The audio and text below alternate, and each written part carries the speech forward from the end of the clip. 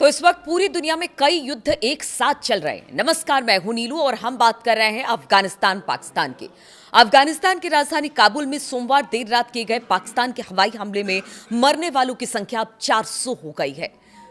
इतनी तबाही मची है अफगानिस्तान में, और कहां पर यह तबाही मची है वो आपको बताते हैं। अफगानिस्तान सरकार के उप सरकारी प्रवक्ता हमदुल्ला फितरत ने मंगलवार सुबह बताया कि काबुल में नशा करने वालों का इलाज कर रहे अस्पताल पर पाकिस्तान ने हवाई हमला किया। इसमें अब तक 400 मौतों की पुष्टि हो गई है। मरने वालों की तादाद और बढ़ सकती है। अस्पताल के मलबे से लोगों को निकालने का काम इस वक्त भी चल रहा है। हमदुल्ला फितरत ने बताया कि सोमवार रात हुए इस हमले में अस्पताल की इमारत का एक बड़ा हिस्सा तबाह हो गया। उन्होंने बताया कि अब तक मरने वालों की संख्या 400 है, जबकि 250 अन्य लोगों के घायल होने की खबर है, और यह आंकड़ा बढ़ भी सकता है, चाहे वो घायल हो या मरने वाले हो।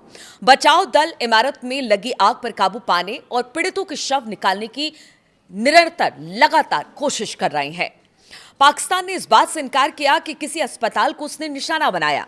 पाकिस्तान की ओर से कहा गया कि काबुल और पूर्वी अफगानिस्तान में सोमवार को किए गए हमलों में किसी भी नागरिक ठिकाने को नुकसान नहीं पहुंचा है। यानी पाकिस्तान डिनाई कर रहा है कि उसने किसी अस्पताल पर बमबारी की है। पाकिस्तान ने कहा कि उसके निशाने पर सिर्फ आतंकी गुट है और उसने आतंकी गुट को ही निशाना बनाया, ना कि किसी अस्पताल को। सोमवार को दोनों पक्षों के बीच सीमा पर भीषण गोलीबारी के बाद यह हवाई हमला पाकिस्तान की तरफ से किया गया। अफगानिस्तान की सत्ता पर काबिज अफगानिस्तान ने कहा कि ये उनके देश की सीमा का उल्लंघन है। इसका जवाब दिया जाएगा, क्योंकि हम पिछले काफी दिनों से देख रहे हैं दोनों तरफ से वार पलटवार हो रहा है। और उस पर तो ये बहुत बड़ा हमला पाकिस्तान की तरफ से है अफगानिस्तान में। दोनों पड़ोसी देशों के बीच चल रही घातक लड़ाई अब तीसरे सप्ताह में प्रवेश कर चुकी है। तालिबान के स्वास्थ्य मंत्रालय के प्रवक्ता शराफत जमान ने कहा कि नशा मुक्ति अस्पताल का बड़ा हिस्सा पूरी तरह से तबाह हो गया है। हमले के कई घंटे बाद तक दमकल कर्मी इमारत के मलबे के बीच लगी आग को बुझाने की कोशिश करते रहे हैं।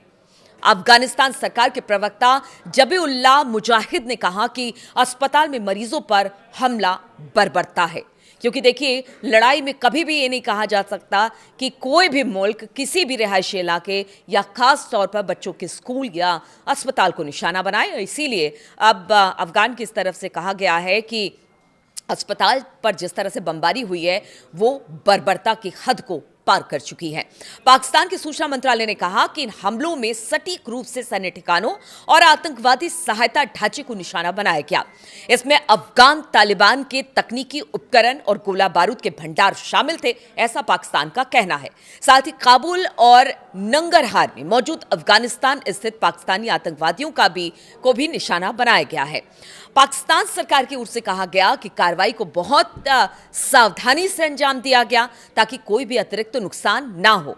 बयान में कहा गया कि अफगानिस्तान का अस्पताल पर हमले का दावा झूठा और गुमराह करने वाला है, और इसका मकसद लोगों की भावनाओं को भड़काना और सच्चाई से पर्दा हटाना।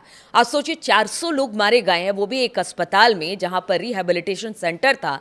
अब कह रहा है पाकिस्तान कि उसने सिर्फ सैन्य ठिकाने आतंकवादियों को निशाना बनाया है, ना कि किसी अस्पताल को। और अफगानिस्तान जो दावा कर रहा है वो बिल्कुल झूठा है। लेकिन आप समझिए कि 400 लोग मरे हैं और वो भी एक अस्पताल का एक बड़ा हिस्सा टूटा है, जो सबके सामने दिखाई दे रहा है। तो सच्चाई से कैसे मुंह मोड़ा जा सकता है। अफगानिस्तान की राजधानी काबुल में सोमवार देर रात गए पाकिस्तान के हवाई हमले में मरने वालों की संख्या अब 400 हो गई, और यही कहा जा रहा है। अफगानिस्तान सरकार के उप सरकारी प्रवक्ता हमदुल्ला फितरत ने यह साफ कर दिया और आज ही सुबह साफ किया है कि देखिए, ये जो आंकड़ा है वो और भी ज्यादा बढ़ सकता है। ऐसे में आप सोचिए कि कई फ्रंट इस वक्त दुनिया में अलग अलग जगहों पर आपस में भिड़े हुए हैं। उसमें से एक अफगानिस्तान और पाकिस्तान भी है, जहां पर रोजाना इसी तरह से मौत की खबर आती है। और इस बार तो पाकिस्तान ने निशाना बनाया है अफगानिस्तान के एक अस्पताल को, जिसमें 400 लोग मारे गए हैं। अब ये युद्ध कहां जाता है, किस तरह से अब अफगानिस्तान इस हमले का जवाब देगा, ये देखने वाली बात होगी।